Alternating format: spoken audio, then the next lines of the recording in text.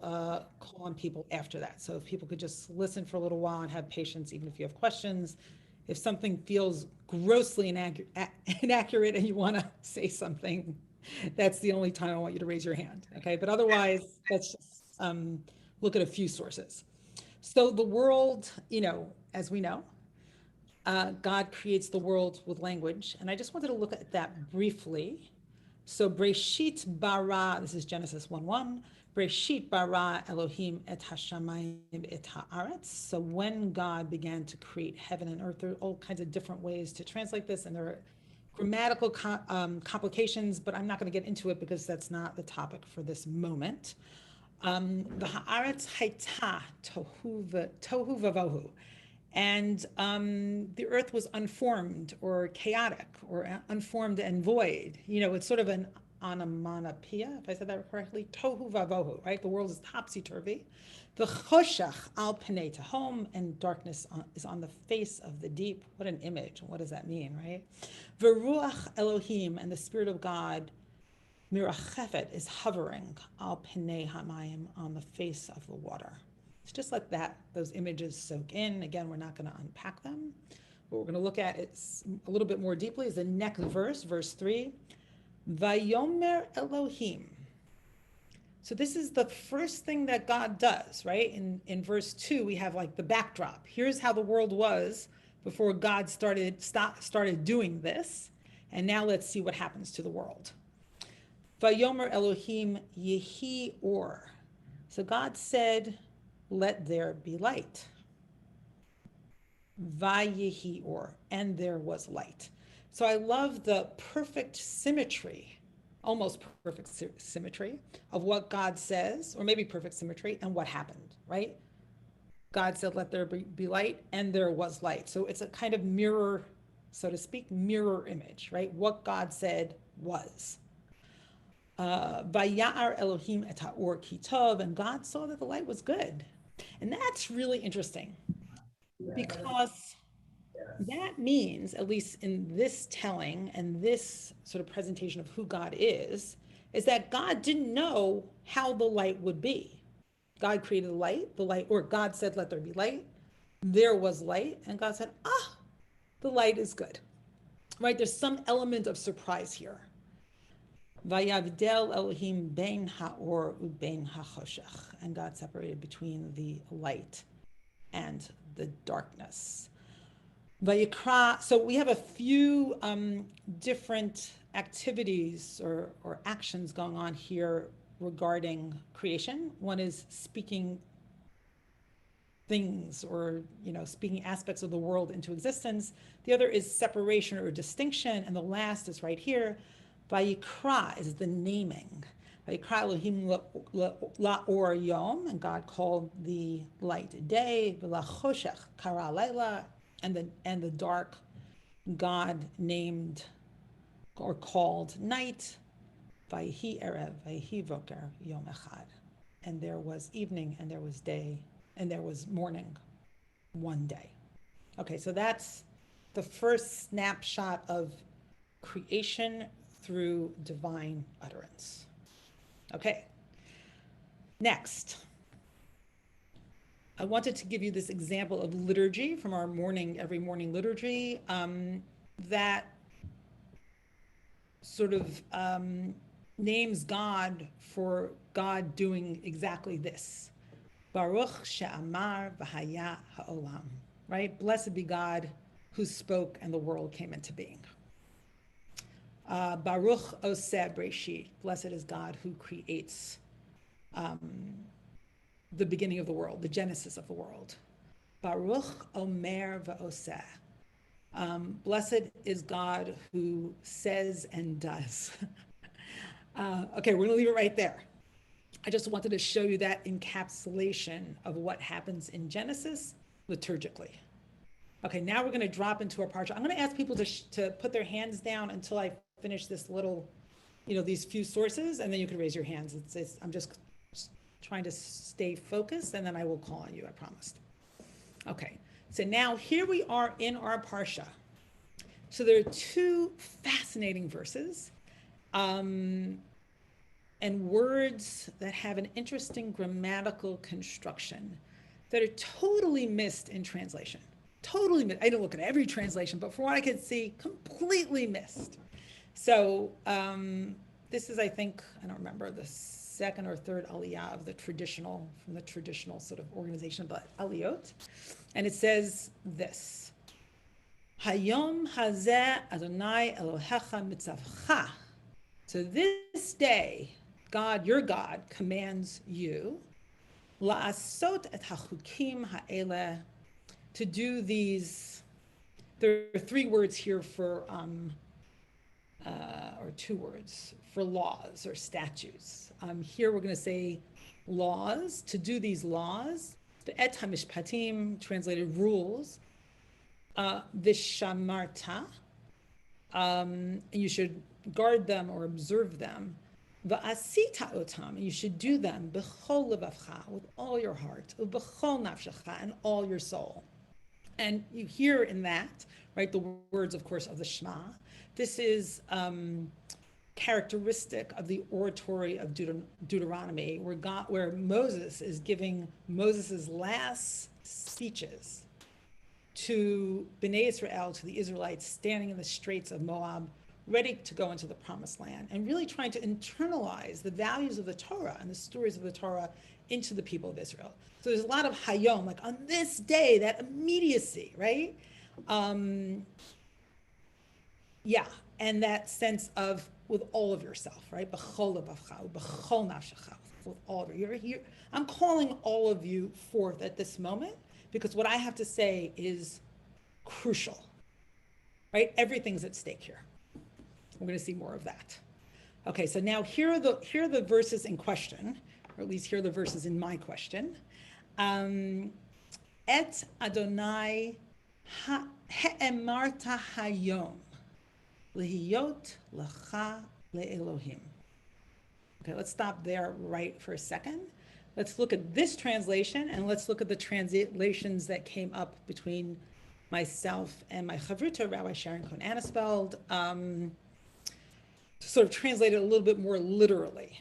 So you have affirmed this day that the Lord is your God. Okay, so here we have, on this day you spoke God into being your God. He'emarta, I believe, is the hiphil, it's causative. Right, and it's the only occasion. Ooh, I get a nod from Asher Chaim, which I know I'm on the right track.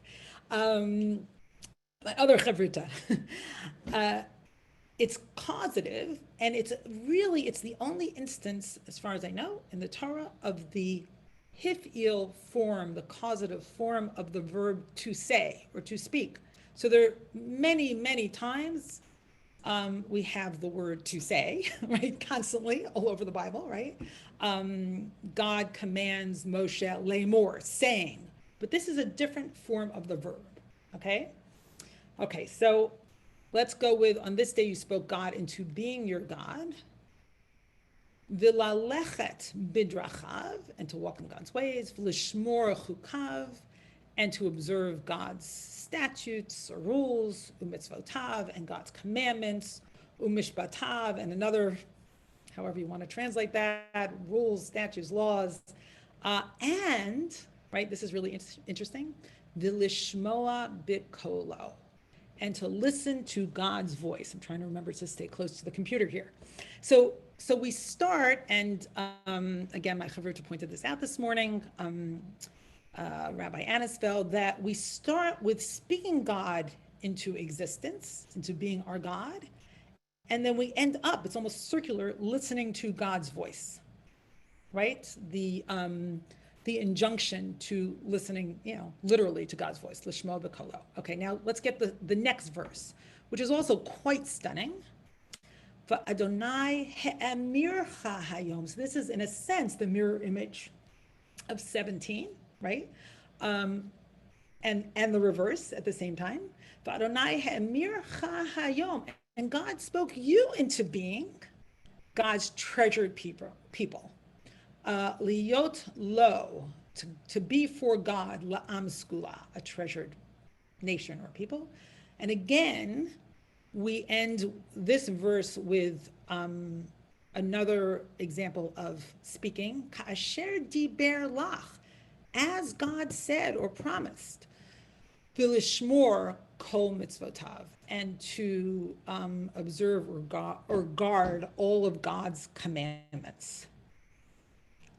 Okay, so I'm going to open things up in a minute. I just want to point out two more things. Okay, this is from Lily Kaufman. You can read it yourself. I don't think I need to read it, Rabbi Lily Kaufman, myself out loud here. But I did want to point out one of my favorite pieces of liturgy from Yom Kippur, which echoes this form of that verb, right? So this is the piyut, or the poem really of, and liturgy about belonging, right? We are your people and you are our God, or our God. Ki anu amecha v'ata Eloheinu, anu vanecha v'ata avinu. We are your children and you are our parent or father. Anu avadecha v'ata adonenu. We are your servants or slaves and you are our master. Anu kehalecha v'ata chelkenu. We are your congregation and you are our portion. Anu nachalatecha va'ata goralenu. We are your inheritance and you are our destiny. Anu tzonecha. We are your sheep, va'ata ro'enu, and you are our shepherd.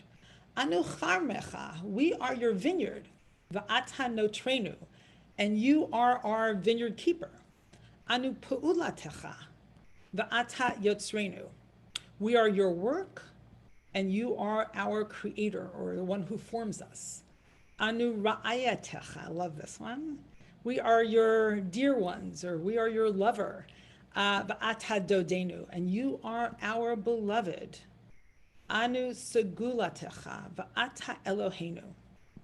We are your treasure, and this again echoes the Deuteronomic language that we just saw. Va'ata Eloheinu, and you are our God. Anu amecha va'ata malkeinu. We are your people and you are our king or ruler. And here's the kicker, right? The end of it. Anu ma'amirecha. We are your utterance. Va'ata ma'amirenu. And you are our utterance. Okay, so I'm going to take one step back and I'm going to open it up. I know that people have lots and lots to say, I'm sure. So when I was studying this morning in Chavruta, as those of you who are regulars know that I do regularly before open book, which is a beautiful way to prepare. Oops, I lost everybody. Here you are.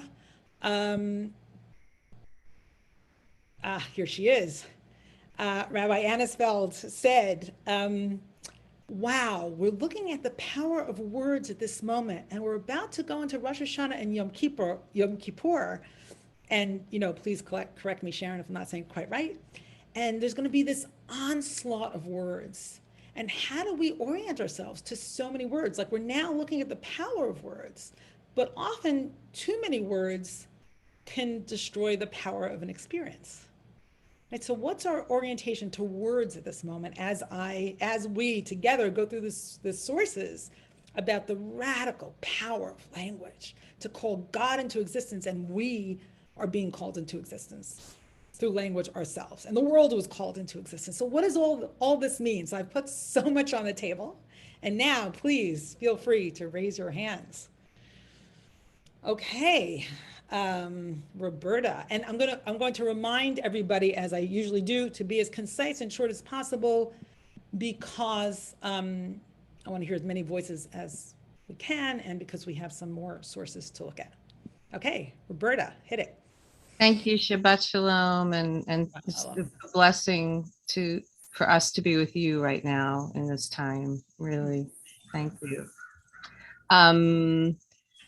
So thank you for bringing this to our study this week. And one thing that is really coming to me right now is the language that we're speaking with God is ritual. right? Like all of this happens after the ritual of tithing, which happens after the ritual of first fruits, which happens before this next like insane ritual of the whole collective on the mountains. And so it's just bringing home to me how many different ways Torah is showing us that the way we communicate with each other is what brings worlds into existence and what creates relationships. And it's through words, it's through ritual, it's through actions, it's through heart. And so thank you. So wait, Roberta, I just want to make sure I'm understanding you because I love what you're saying. So it sounds like you're expanding the notion of language to include ritual as well. Yes. Right? Yes, that's beautiful. So yeah, the universes of human language. And, right? and God, yes.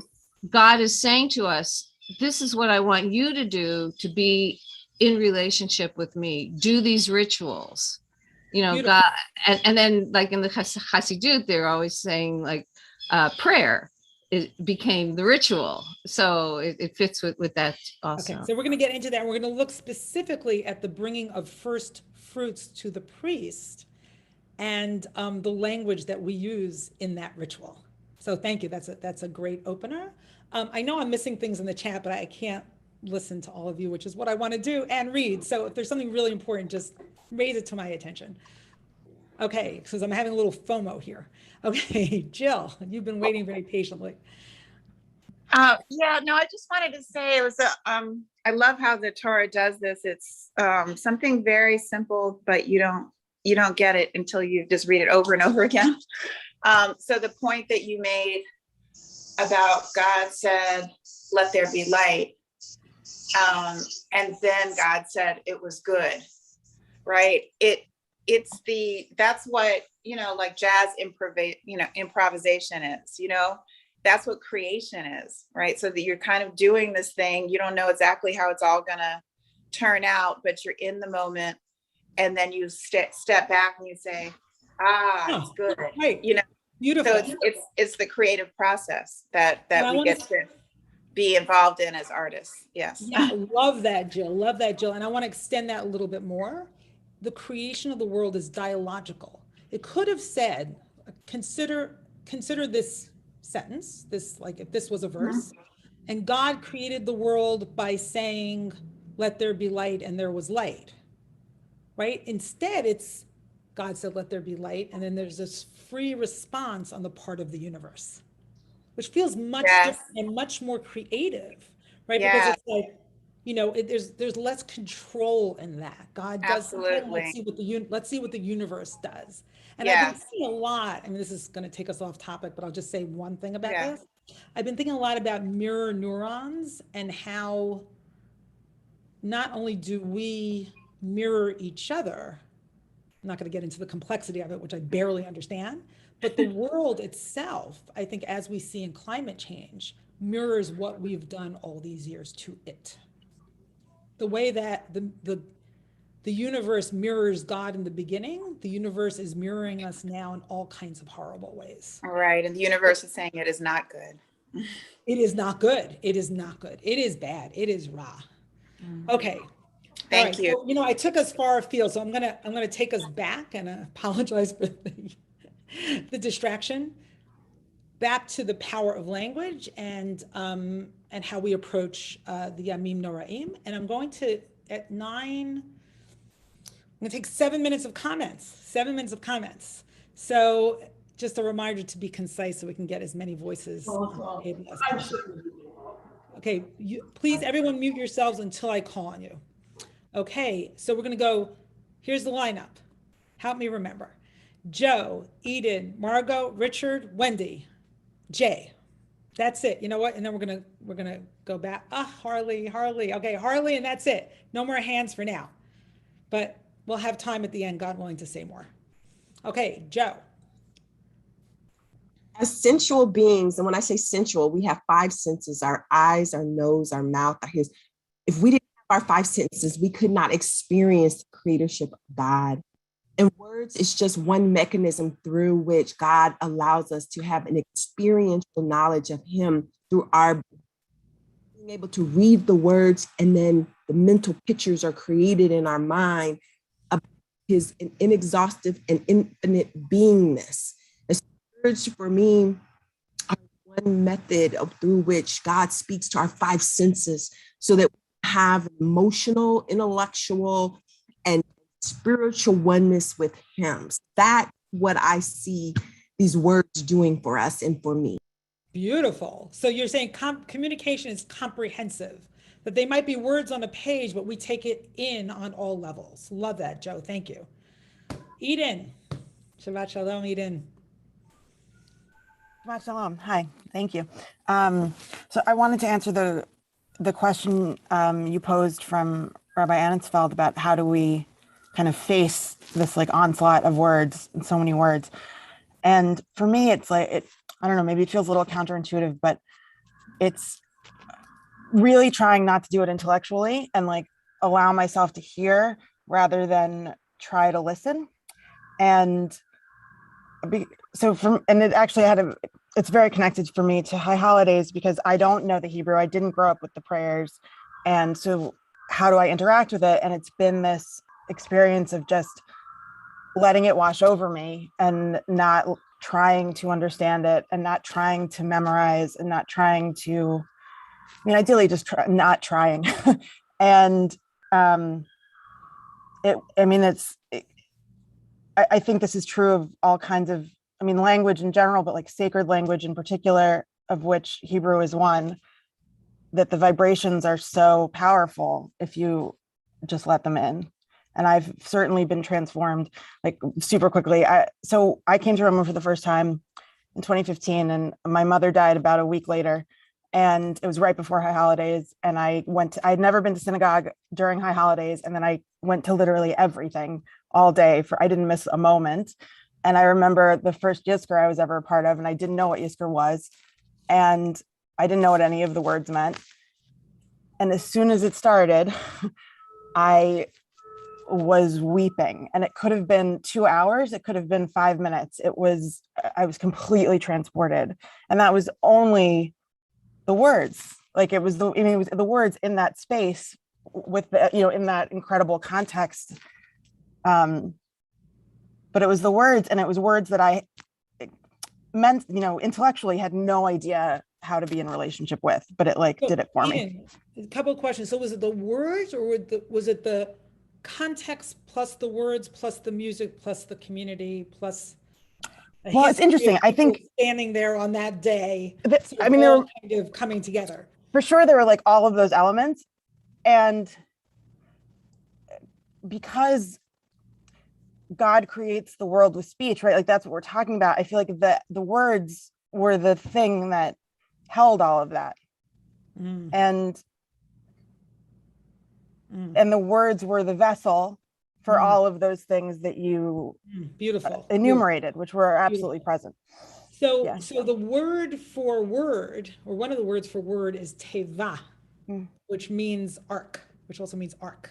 And the words are vessels. And it also reminds me of Emily Dickinson saying something like, every book is a frigate. Yeah. So, it's like, the power of words and books to sort of create a vessel for us and carry us to another place. Beautiful. Thank you so much, Eden. Okay. Frigate. Frigate? Frigate is a ship, a sailing ship. Yeah, I know it's a ship. I just don't know how to pronounce it, but thank you. Okay, Margot. Oh my God, I forgot my lineup. Margot, and then someone else put my lineup in the chat, please. If you're okay. Thank you, Eden. Eden and I were kind of on the same wavelength, but Eden said it so powerfully that this is all about, sounds like High Holidays to me. And the key was the couple of words right before the part you bolded was b'chol levacha, v'chol nafshecha. So I asked the question, how do you get from, why is it important to go from thoughts to words? And it really doesn't matter unless you're doing it with all your heart and with all your soul. And then what is it going to sound like?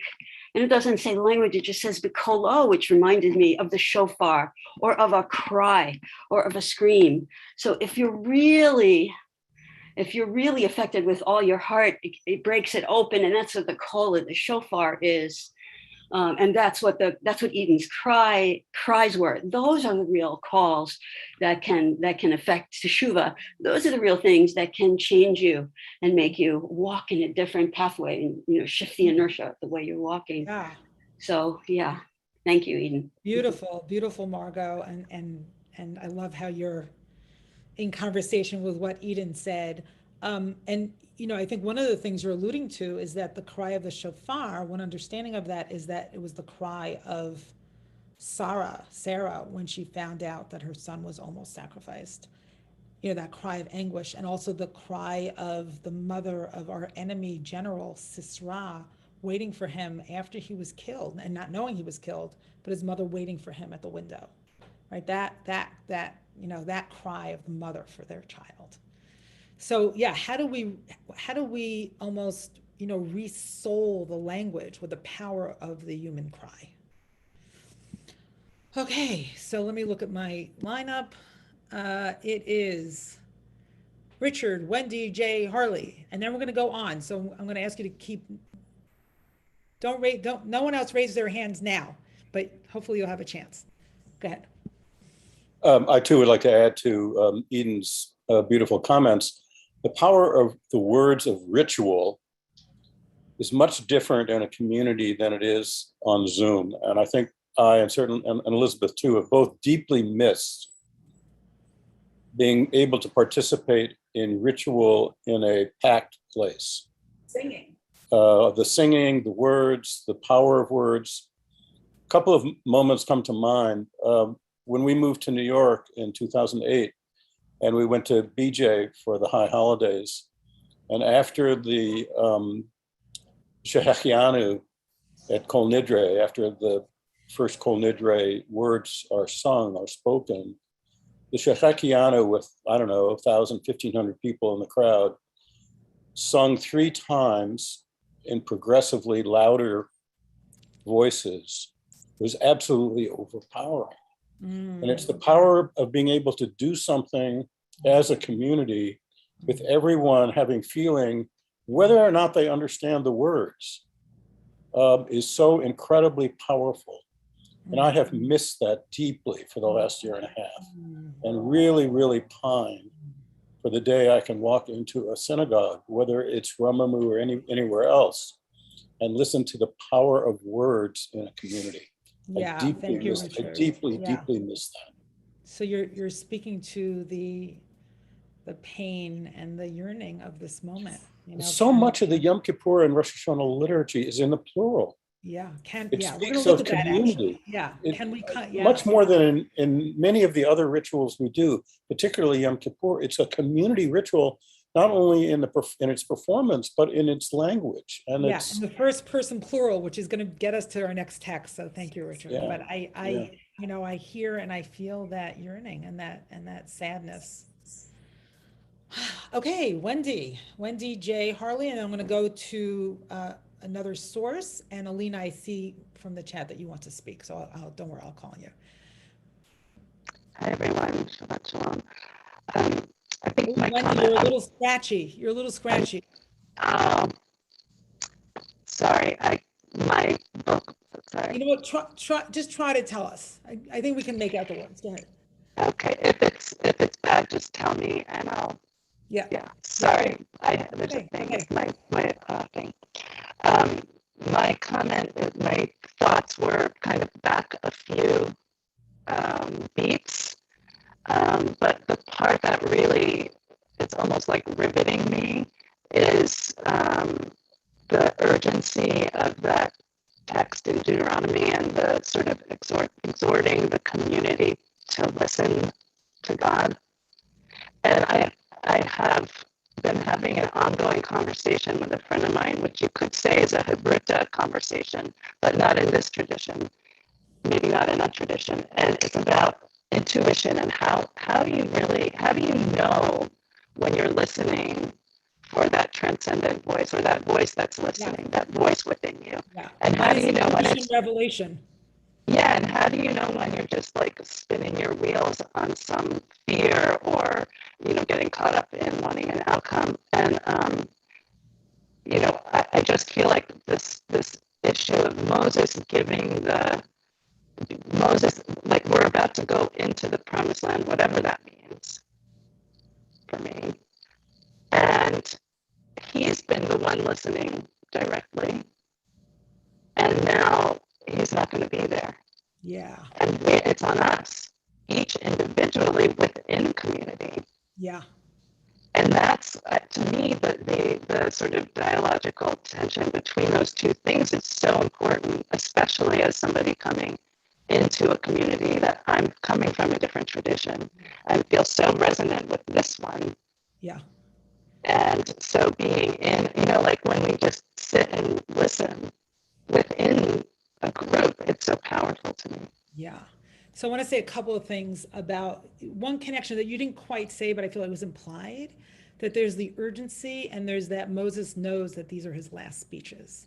And, Eden also said, like when I think she said her mother died, when her mother died, and then her mother was dying and she came to Rosh Hashanah, and, the ability to feel when we're faced with mortality. Because when we don't have the urgency, it's like, okay, I have unlimited days. This day is no big deal. It's another day. But when you get that your days are numbered, or that those of the people that you love are numbered, then life takes on an entirely different urgency. And we are. To listen with urgency all the time. I'm going to go on, Wendy. If you want to say something else, drop it in the chat. Okay. But thank you. That was. Oh, there was one more thing I wanted to say about what you said, is that, you said you were in a chavruta in the context of another tradition, and I forget where it said this, but someone says it somewhere in the history of Judaism, that you really learn Torah from wherever you can in the world. When truth is spoken, that is Torah. So I just want to raise that up. We don't, it's important to make this distinction, but the distinction is not a crucial one ultimately. I don't think so. Okay, Jay, Harley, and then we're going to do, I think, one more source. Go ahead, Jay. Like Jill, I was blown away by the distraction in Breshit, and it caused me to wonder, is there anything potentially more hopeful than that God in her creative utterances is capable of surprise? Say more. Why is that hopeful? Say more, Jay. And that's what you said was so beautiful. I just want to hear some more. It's just that sense that it's God as an initial imperative, but that the rest is up to us. And the beauty, we can create the beauty. We can create the goodness. We, and God is trusting us. Yeah, and just the fact that we're in the conversation, that in itself is hopeful. Like there's nothing worse, at least, I don't know, there's nothing worse. Right, but the utterance is not the end all and be all. Yes, it's not a commanding, it's not the command that silences us. It's the command that invites us to speech, which it makes all the difference in the world. Love that. Poetry. Love that. Beautiful, beautiful, beautiful. Yeah, and dialogical. And to me, I was going to say, there's nothing worse than feeling left out of a conversation. But here is God inviting us into a conversation, right? Okay. Last but not least, Harley. Alina, I'm going to get you in the next round. So thank you. I'm so glad I ran into you at the park the other day. It was clearly Bashir. So it just, I think Wendy's conversation initially sort of proved that something that could feel initially as discordant could hold some significant real impact in terms of what the message is. Because it was, once you get past the scratchiness of the communication, it was like, oh, wait a minute, this is actually really great. But I love that. so in terms of going back to the idea of mirroring, I love the sort of couplets that were replete in your readings, and not that this is anywhere, fully formed, but you have naming and being, speaking and doing, building on an earlier comment that Margot made, doing and hearing, doing and understanding, lev and nefesh, and then this day and every day. And it's so hard to hold that at that moment in time, every time, but that's. Yeah. Thank you. And I love what you said about the hearing the voice of revelation through the discordance. Oh my God. Right. And the other thing I think you're raising to me is Nehemiah. I see your hand, but I'm going to call you in the next round, Alina and then Nehemiah.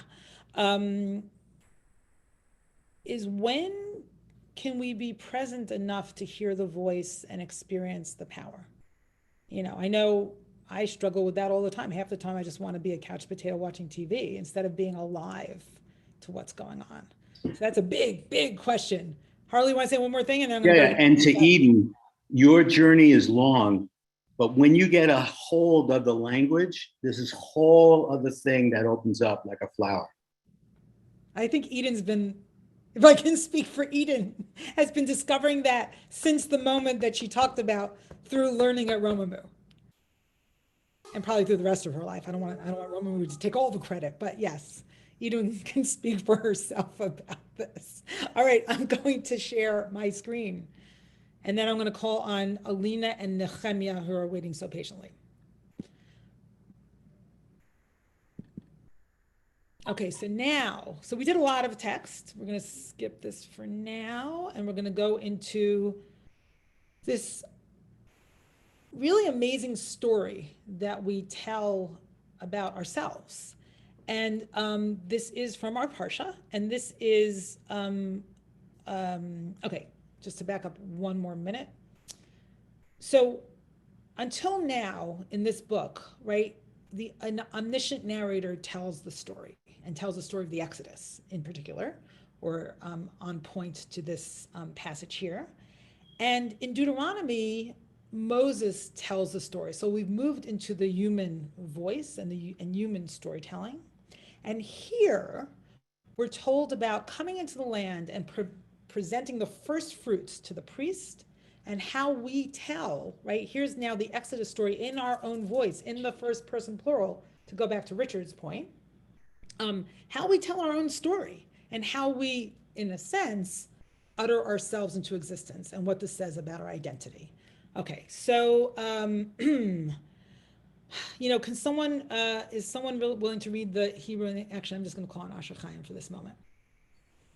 Asher Chaim, do you mind reading the Hebrew and the Would English? you like read and translate or just read? However you want to do it, but we don't have V'haya, it will be, ki tavo el haaretz, when you arrive in the land, asher Adonai Elohecha noten lecha nahala, that the Creator gives you as an inheritance, virishtah, and you inherit it, vyashavta bah, and you dwell in it.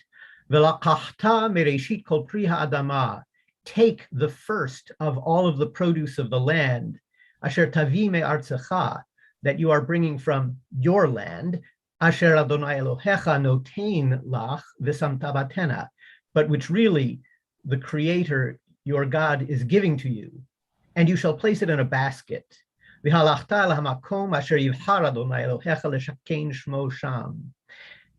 walk to the place that the Holy One will choose to settle the divine name there. And come to the Kohen, the officiant, the priest, who will be there at that time, and say to him, Higadeti hayom ladonai Elohecha kivati el haaretz asher nishba Adonai lavotenu latet lanu. I tell the story today towards the Creator, your God, that I have come to the land which was promised by the Creator to our ancestors to be given to us. The Kohen will take that basket from your hand and place it before the altar of the Eternal One, your God. and you shall respond and say in the presence of the Holy One, your God, Arami oved avi vayered mitzrayma vayagor sham bimtei ma'at vayisham legoy gadol atzum varav. How does he translate? My father was a fugitive Aramaean who went down towards Mitzrayim, Egypt, and temporarily dwelled there in small numbers, but became there a great and numerous nation. The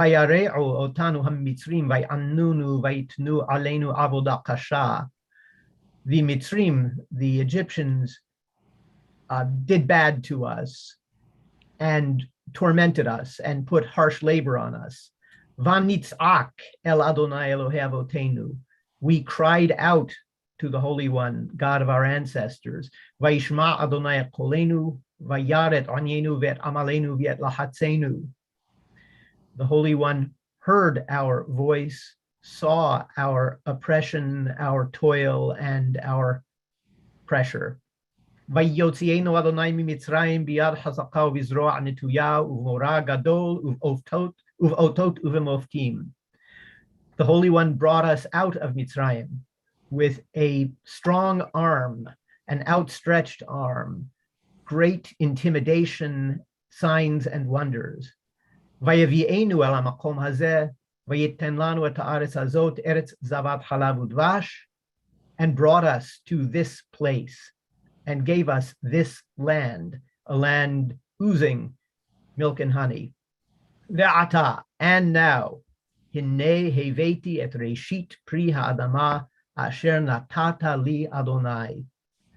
Behold, I have brought the first fruits of the land which you, Creator, have given me. V'hinachto lifnei Adonai Elohecha, place it before the Holy One, your God. V'ishtahavita lifnei Adonai Elohecha, bow down before the Holy One, your God. V'samachta b'chol hatov asher natan lecha Adonai Elohecha uleveitecha ata v'haleviv hager asher b'kirbecha. Rejoice in all of the good that the Holy One, your God, has given you and given to your household, you and the Levite and the stranger dwelling in your midst. Thank you so much. Wow, that was a mouthful.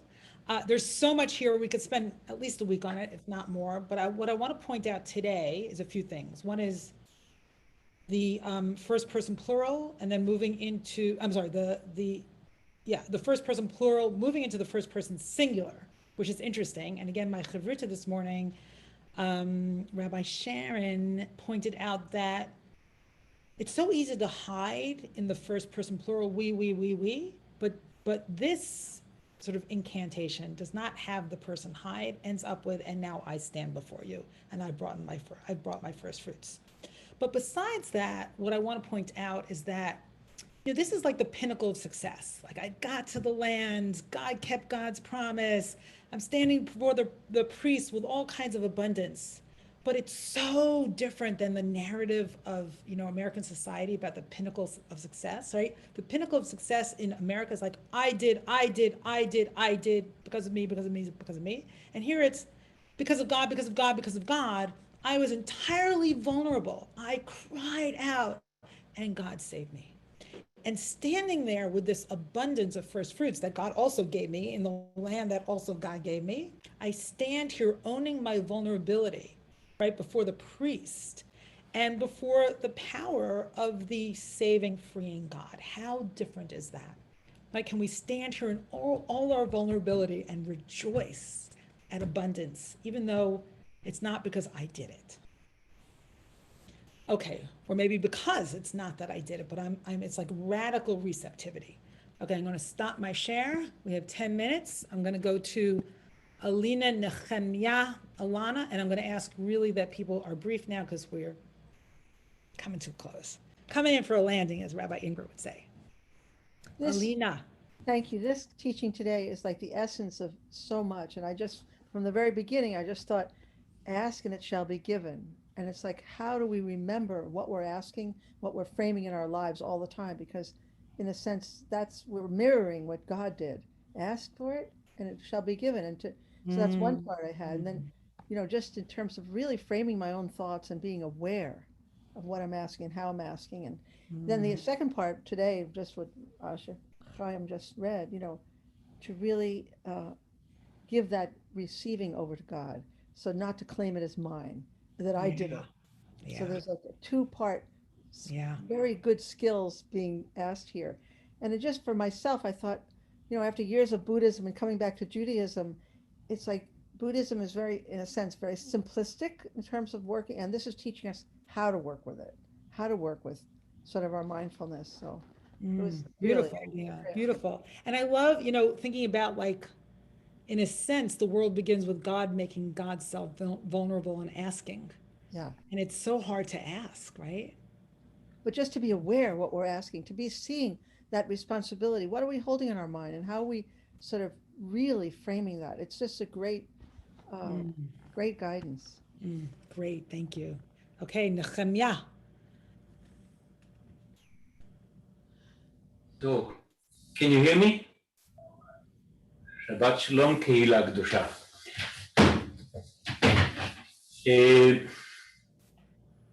The world was not created by word,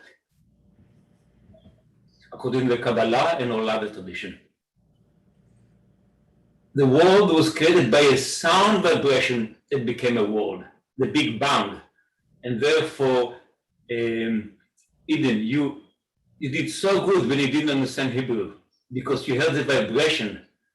When you start to understand the words, it gives you an advantage and disadvantage, because you lose the power of the small, still voice, the power that permeates the first sound of om, the gong, the shofar, the sound, the unstruck sound, we call it in yoga.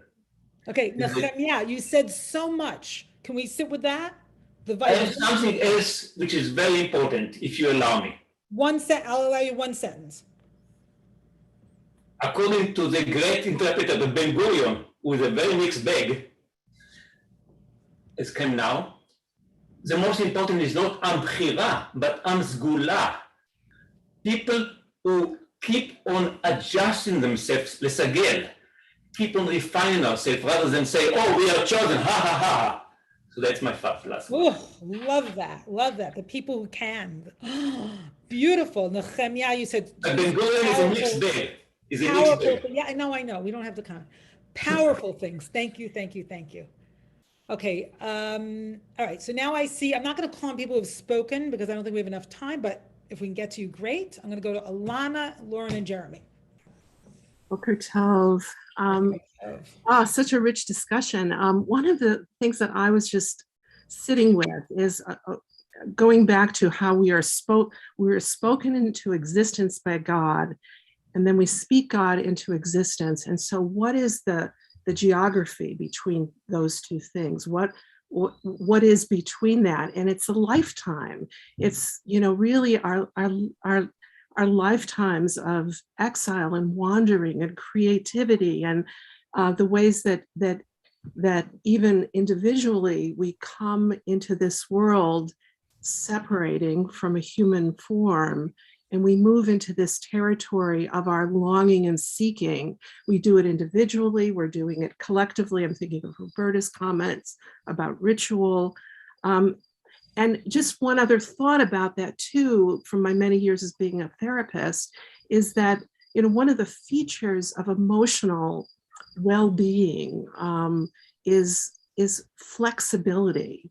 Our ability, like the return of flexibility, between, and so too, there is this beautiful challenge or a kind of pathway that's described between these two aspects of our lives and our being, and the degree to which we can return ourselves to flexibility, I feel like is also, is about these kind of polarities or this dance. Love that, Alana. So, wow. So I want to say two things. One is, first of all, I feel like as I listened to you speak, I saw this whole map emerge, like the geography, like between this and that was just, that imagery was really beautiful. But it's interesting that you see a lifespan between the utterances. And I see the utterances as a practice we engage in every single day, that I am uttered into being and I utter God into being as my God every single Yeah, day. absolutely. I feel that as well. It's like, Ah. and also, you know, Yeah, it's every single moment and it's a lifetime. Yeah. Yeah. And I love the return to flexibility should be a whole movement. Love that. We'll get out there with some signs. Okay, Lauren and Jeremy. So I love this discussion on the performative language and how our language does something. And this idea of the utterances every day through our brachot, where we're always bringing God back into the blessing, back into the action. And so here, this discussion of the first fruits, while there's nothing about the bracha that we say before we eat the fruits, but when we enjoy it in the presence of God, I think that's implied, that brachot there. And Alina, to tie it back to what you say about tools for mindfulness, this is all about slowing down. We're not just taking the fruit and eating it, but taking that moment to deliver it. And in that very elaborate ritual that Asher Chaim just read us and translated so beautifully. So there's that moment of just really slowing down to acknowledge God in the world. And just how grateful we are for that. In 19 days, we will collectively be engaging in the fast of Yom Kippur. And so this too we cannot be taking this for granted. And so in these weeks, really slowing down to acknowledge the